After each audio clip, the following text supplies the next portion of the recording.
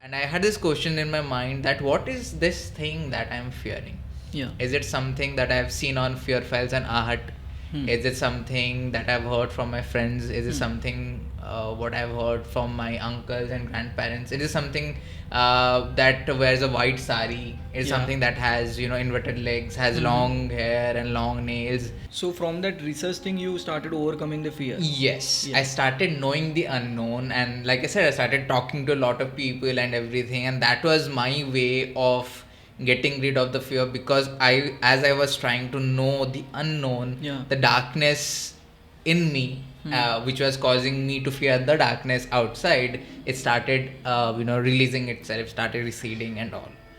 And that's like our mantra kind of, Yeah. is that no proof is required for a believer and no proof is enough for a non-believer. Hello guys, welcome to the Haunted Show. I am your host Darshan.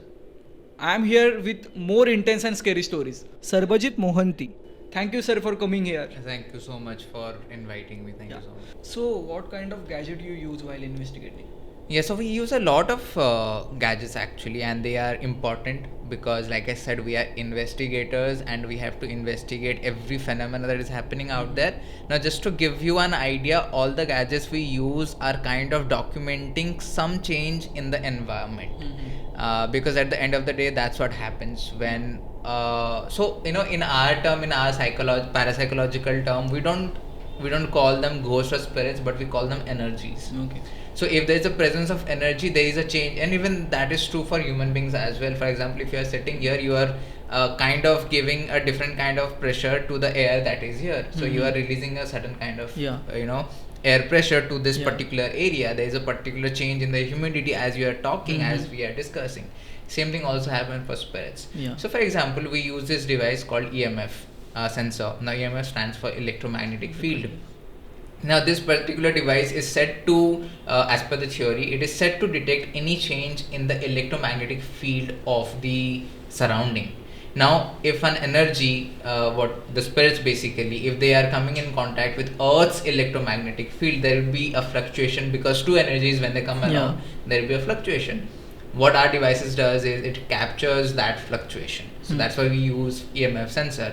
We also use EVP recorder. EVP stands for electro voice phenomena. Now in electro voice phenomena, what happens is, so basically, when we are, a spirit is trying to communicate with us, or spirit is trying to give out the answers to the questions we are asking, we believe, and it has been theorized, that the spirits are talking in a range that is not audible to the human ears. Yeah.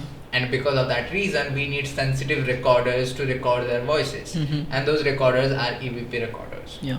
Then we also use motion sensors. Motion sensors detect any kind of motion. We use full spectrum cameras. Now the normal cameras generally that people use only allow certain number of lights spectrum into it. The Vivgear, basically what the human eyes can see. But the cameras we use, called the full spectrum cameras, kind of allows all the lights inside it, including the infrared light. So that just helps us in seeing other spectrum of light if there is a manifestation by the spiritual world. Yeah. So, like this, we use a lot of other things. We have this EDI meter. EDI basically detects, EDI stands for Environmental Detection Instrument. Yeah. So, any change in the environment, air pressure and humidity, it is going to detect and it is going to let us know. But one thing that the gadget doesn't do is it doesn't capture ghosts or spirits, Yeah. as people think it to be. All these gadgets are used for documenting things. They are documented. Every needle as it blinks, we see कि कितना changes हुए हैं, क्या होता है, क्या नहीं होता है. So the gadgets play a very important role because they just help in concluding or debunking very scientifically if a place is haunted or not. So you talk about that recorder. So do we hear that clear noise, or it's only hear over the frequency? No, actually we hear proper voices. Catherine. That's something Goan that you are looking for. So I sometimes, when I do these sessions, they are called EVP sessions. Okay. And the point is, we, for example, if it is me or anyone from my team is asking a question, the point is, we have to let it record basically. So for example, I happen to ask if there is a female here with me, and can you just come and let me know your name. And the recorder is still going on, it's recording whatever I just asked, and we have to give a pause of 5-10 minutes, and once that is done, we stop the recording and we replay it. And during that session of finding out if we have captured anything, we have sometimes captured some amazing things. I remember particularly I was using this gadget that is, like I mentioned, the EDI along with the EVP recorder, and I happened to ask this question: if there is any this particular question only, if there is any female, as we have heard about this particular place, can you just come and let me know your name? And sometimes it's very clear, sometimes it's like a fumble noise coming from something, but you could recognize कि ये अजीब सा था. It's very very much evident what you capture. Now as I'm asking this question, the EDI blinks. So EDI has this blue color light, and if there's a change in whatever environmental thing, it will glow to blue. And it glows blue completely, and I have no idea that I've recorded something. Then I pause the recording and I replay it, and there's this very soft fumbling female voice that has been captured, which if we timestamp, then it is exactly during that period when the EDI glows. So it's like the spirit actually came in and it answered, and because of that I also captured an EVP, but I also saw a change in the EMF sensor. So yeah, these things happen, and there are also been times where we have got complete proper names of the entities. We were investigating this place in Mathiran, this abandoned house, and Pooja was doing an experiment called the Estes experiment. And as I was asking question, I happened to ask how many spirits are here, and instantly Pooja says 6. So Pooja just hears the word 6. How many of you are here? 6. And how did you die? And we get the word underground.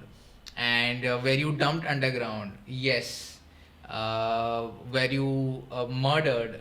Yes. So we are getting like complete proper replies to the question that I was asking. So yeah, it's a combination of both, and there are categories to it. If a voice is very much audible, then it is called a class A EVP, as in any human beings can just listen to it and say, oh, this is an EVP. But if it needs any tweaking, any editing, any enhancement, then it comes under class B EVP. But if an audio file is, you cannot recognize, but you just know, something must have been recorded, then that is class C and kind of not recognized in the paranormal field. So that's how the EVP recordings and sessions go in our field. So you mentioned these generations gadget and all. So there are another forms like planchette and all. Is that real or? Yeah, no. So planchette is still very real, actually. Very real, as in very much relevant in today's time also.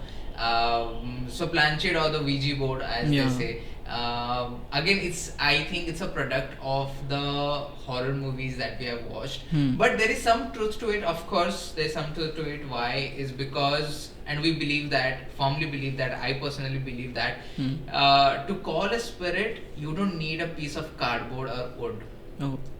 So the spirits are everywhere. They're here right now, probably they're right outside this building. They can be anywhere, and they're always listening when we're talking to them. So right now, as I'm sharing about them, there's a high chance they are listening. That okay, this guy is talking about us. So to call them, and I strongly recommend that no one should do this, but to call a spirit, you just have to stand and call out that if there is anyone, just talk to me.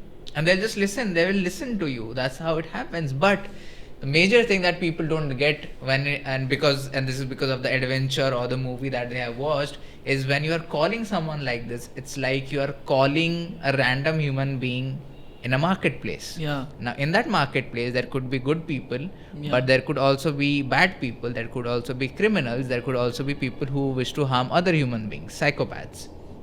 Now, when you're doing this in the spiritual world, it is exactly the same thing. When you're saying, if there's a spirit come and talk to me, There could be good spirits coming in, but there could also be psychopath spirits coming in. Yeah. And if it is a psychopath spirit, then whoever the person has called, he is going to destroy the person's life. Why? Because you don't know how to handle. You don't know, you were just doing it for fun, and now that fun thing is going to affect for the rest of your life. So it's very important not to do. And we get a lot of calls that people want to try Ouija board for random reasons, and thanks to the movies and everything, that they think it's fun. But now there are also other movies which show the repercussions of playing with an Ouija board or a Ouija board, whatever it is pronounced. And so that's how it is. This world, we are not saying it's all harmful, but it is also not all good always. It's pretty much close to how the humans are. Not every human being is bad, or not every human being is good too. So when you are dealing, you have to be prepared for anything that can be coming your way. That's how it works in the spirit world.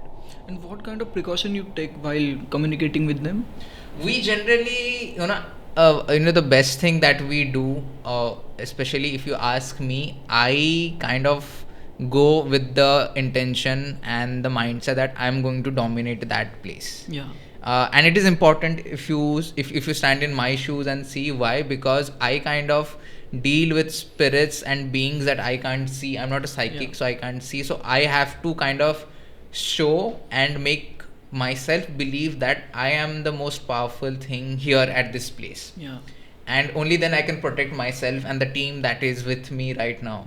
So the precaution I take is this particular attitude that, I'm the boss here. I'll ask you a question, you have to answer me. Anything that you try is going to go bad for you. Now, even everyone knows that I cannot do anything with the spirits, but just the mindset and the frequency that I'm radiating there is kind of making the spirits believe that, okay, we shouldn't be messing with this guy. And I believe that is the only reason I have survived 10 years investigating this thing. And my ways of investigation are very different. I sometimes go to the extreme of finding the answers. And I believe it is important, considering the field that is so hidden, that is so mysterious. We have to push the limits to find out what the truth is. And that's the only precaution I take. And the only precaution I also know should be taken is that only, just know that you are more powerful. Because at the end of the day, you have a soul and a body, while they are just souls. So you anyway have the upper hand of having a body, and maybe that's what puts you in a better position as compared to the spirits. And if everyone takes the same precaution, nothing can harm them, no spirits can harm them. And what happened when they overpower you? So I can't say that very honestly, because I've never been overpowered. But what I have heard from my colleagues and all is that if a person who is sensitive and is overpowered by spirits, then the person can be affected emotionally. There could be, if they can start reflecting the emotions of the spirits. If the spirit is maybe angry, they feel suicidal. Sometimes, yes. But then we have to understand that it's a common misconception that spirits can kill us. They can never do that. It is our action that leads to our death. But like at the end of the day, like I'm saying, the spirits cannot kill us. That's impossible to do, because understand the energy they hold and understand the energy we hold. They, you won't believe when I say even just to get this replies on the device, after we have asked a question, we have to wait at least 15-20 minutes for them to gather the energy to reply. Can you really think they can kill human beings? No. So, it's a misconception that people have fell into, and it is the fear that harms us. So if you are fearing so much something, for example, if this is the house and there's one bachelor guy staying, and something happens and he runs frantically कि अरे मेरे घर में भूत है, he's going to topple down the stairs. He might hit his head somewhere and might die. But what the stories will spread is that house was haunted and spirit killed that guy. So that's how it goes. That's how the stories are built, and that's why investigation is important. That's why that's how we do it. I remember there is this particular story particular case that I intervened. It was very close to my house in Bhubaneswar. So just two, building chhod ke, there's this particular building where this recent death happened. It was a gruesome death. What happened was this particular guy fell from the fourth floor and he hit his head on the ground on the road, and is it's very how do I say, it's very sensitive, but his brain particles were on the road. It was so bad, and the entire building, all the families believed that it is a spirit that killed him, that was haunting this place. And then the owner approached me and she was like, beta, I want you to do something, because one is I'm going to lose my tenants, and second thing is I'll never get anyone to go on a rent in my building, so you have to do something. This is my only source of earning. She's an old lady, and I was like, I'll do something. So I then go on to investigate, and I during the investigation, Pooja was here in Mumbai, so I did send some photographs to Pooja, and as I'm investigating, I'm getting some replies on my devices. This one particular room, it had this weird EMF, and it's blinking suddenly out of nowhere. And I'm like, okay, there is something. But then I asked this question, were you the one that killed this man? And it came no. So I'm like, how did he die? Because everyone is saying that you're dying, and the communication is very close to what we are having right now. It's very similar to communicating with the spirits. And I'm asking, that no, you are the reason he died, because that's what everyone is saying. You have to give me an answer, and I'm triggering and I'm provoking and everything. And meanwhile, Pooja is doing her psychic readings in Bombay, and then she gets back and she says that, Sarba, I am seeing this particular scene like a download that it came to me, that this guy was drunk heavily and he was on his terrace. There is a spirit of an old lady that was kind of, who came in front of him, and the guy was seeing that spirit, and the spirit was coming towards him. It was not trying to scare him, it was not trying to, kill him or anything, but it was just coming towards him. But because of his state of consciousness, that he was drunk and all, he was getting closer to the edge, and as the spirit was getting closer, he couldn't keep his balance and he falls down. So the spirit never killed him. It was his own loose consciousness or loose state of consciousness, because he was drunk and everything, that got him killed. And we feel so sorry for these guys, people who die basically, and they have got this thing, this spirit particular killed him, because people just agree that okay, this is how he died. No one tries to find out what could have happened, what it leads to, how did this happen. No one tries to find out those answers. But when I was investigating, and when I got this answer from Pooja, reading from Pooja, that this is how it is, and I asked, is this true? And that is when I get the reply, yes, this is how it happened. So are you really bad or good? If you are bad, then give me some sign. And nothing happened. If you are good, then make some sign. I need a knock somewhere. And as I'm standing there, this slight knock happens in one of the rooms. And I ask, can you do it again? And it happens once again. I then again ask, can you do it one more time? And it happens again. Are you bad? Do it again. So we have to cross question to find an answer. And then again, there was no noise. So the spirit was just shouting loudly, that's what I felt, that it is trying so hard to say that she is not bad, but it's the stories and the people who are making her an evil spirit. A lot of these things happen, and it happen very often. So they don't hurt you intentionally? A lot of them don't. Yeah. For example, like I said, spirits are very close to human beings, and if a human being is bad, then or it does bad things, then it will do bad things even after death. But if a person who does good job or good things for people, it will do good things even after death. Now if a spirit is good, then it will mean no harm to you. In fact, we have come across so many good spirits. I remember this investigation I did in Odisha, where this particular room was closed for more than 30-40 years, and we happened to open it because it was said that there's a particular spirit that is haunting that place, and they have locked it. I said, okay, without opening, how would I know if there's any truth to that? So I opened the room and I kept the EDI device out there, and I was standing there, and you won't believe, Darshan, I had one of the best communications of my life out there. So as I'm asking questions, I'm getting replies like I'm talking to a human being who needs only attention and attention. Okay. So I'm just asking, okay, why are you here? Are you stuck here? Yes. Do you mean any harm to the family members? No. Are you trying to give a message? No. Are you ready to leave? Yes. Do you know how to leave? No.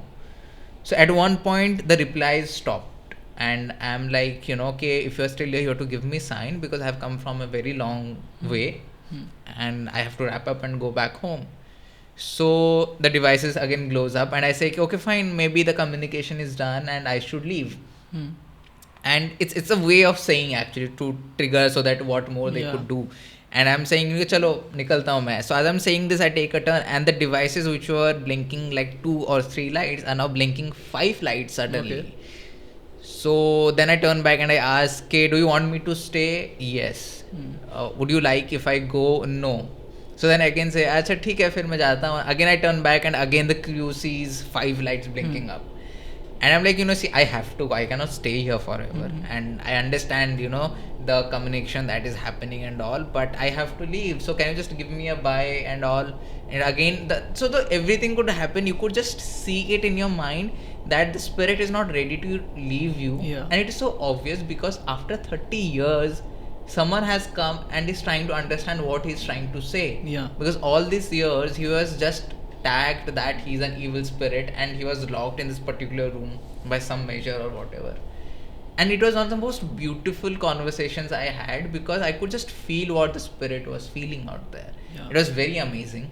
But and also this also kind of answer that it was a good one. But then there are so many other places we have been to where the moment you enter, you know that the place is dangerous. Yeah. And the very feeling of feeling that the place is dangerous gives out the sign that the spirits are not very welcoming here, that spirits are not very good here, and they will try to scare you. They will try to do things to scare you.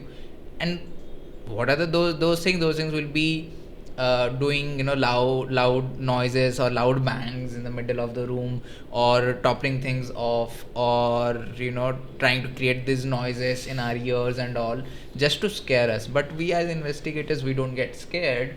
But for a normal human being, he or she might get scared by this thing. But one thing also I'd like to add is these things of objects falling on its own or other things happening is also a sign of a spirit trying to get your attention. So even that can happen. So the only people who can find out what is actually happening are the paranormal investigators. We cannot conclude for certain what is exactly happening at a place just by feeling the place. That's impossible. So what worst can they do with you? The worst they can do is they can emotionally drain you and manipulate. Okay. That's the worst I can do, because I have seen personally, for example, Pooja or any other psychic. Pooja is a sensitive, she is an empath, she's a psychic, so she sees things or hears things or feels things that we don't. And sometimes when spirit is really angry and very dominating and very intense, Pooja feels it. And I've seen Pooja just sitting down saying, Sarba, I need 10 minutes because it's very draining, it's draining my energy right now. So they can also drain your energy. And that's the most they can do. But for a human being who is not like Pooja or not like us, who are not meditating, who are not protecting their aura or their auric field, that state of manipulation can lead them to emotional breakdown. They can start crying, they can start getting really angry, they can start insulting people who are around for no reason, and all of this can be done by a spirit. But that's the worst I can do. So thank you so much, Sarbajeet, for coming here and sharing your experience with us. Thank you so much, guys, for watching this video. And if you like this video, please like, share, comment and subscribe to the channel. Thank you.